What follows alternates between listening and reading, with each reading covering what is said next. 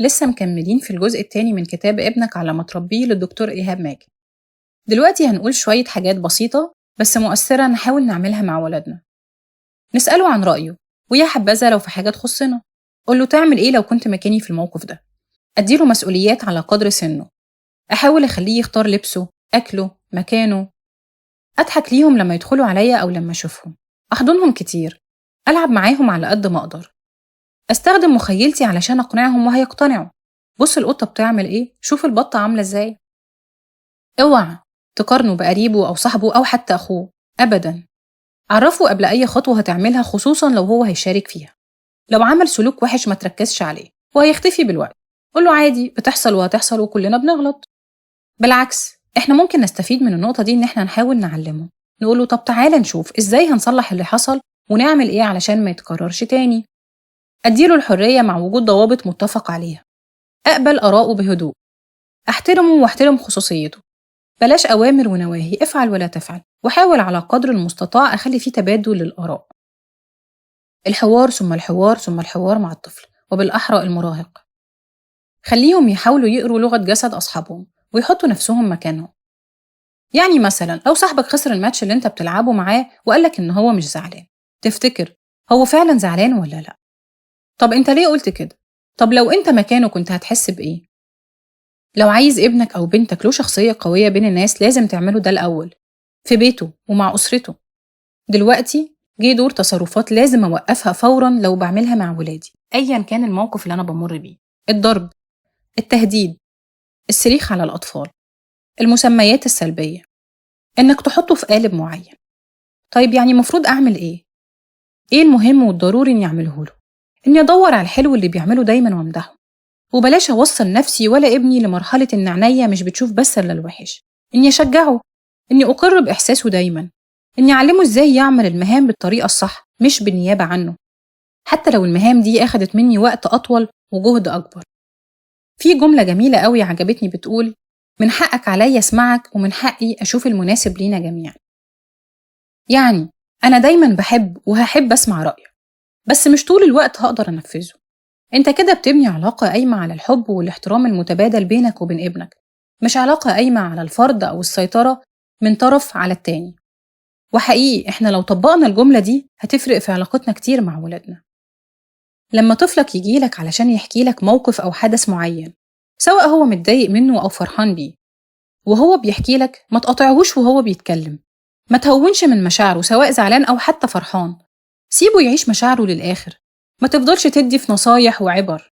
ما تلومهوش لو عمل تصرف غير اللي انت كنت متوقعه. انت ازاي تعمل كده؟ أو ازاي ما عملتش اللي أنا قلتلك عليه؟ ما تقعدش تزعق وتنقد. دلوقتي ممكن يكون حد قاعد بيسمع ويجي في باله: الله، أمال كده هيتعلموا ازاي؟ يعني ما فهموش؟ لا، هنعلمه ونفهمه ونكلمه ونقول له كل حاجة بس بالطريقة. ساعده وسيبه إنه هو يكمل كلامه للآخر. اسأله عن الأمور الغير واضحة في كلامه. اديله إشارات إنك سامع ومركز. ركز إنك تشوف حركات جسمه، تسمع صوته، تبص لعيونه، تحاول تحس باللي هو حاسس بيه. ما جيبلوش كوباية شاي بالمرة؟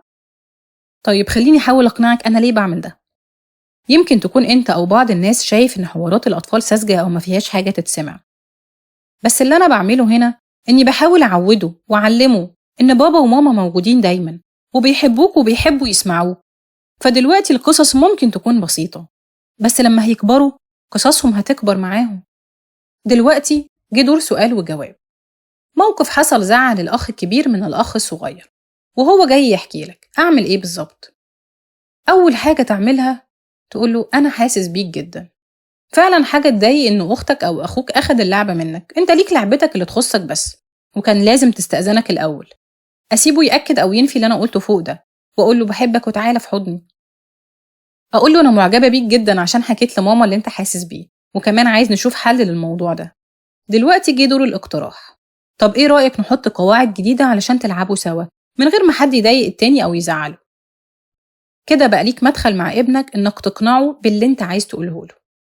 وأظن الدخلة دي لوحدها اللي أنت بدأتها معاه في بداية حواركو، لو حد عملها معانا إحنا الكبار فالشخص ده بالنسبة لنا بقى في حتة تانية غير التانيين. طيب، إحنا قلنا كمان إن إحنا نحاول نمدح الطفل ونحاول ندور على أي حاجة كويسة بيعملها وامدحه عليها. السؤال هنا، إزاي وليه؟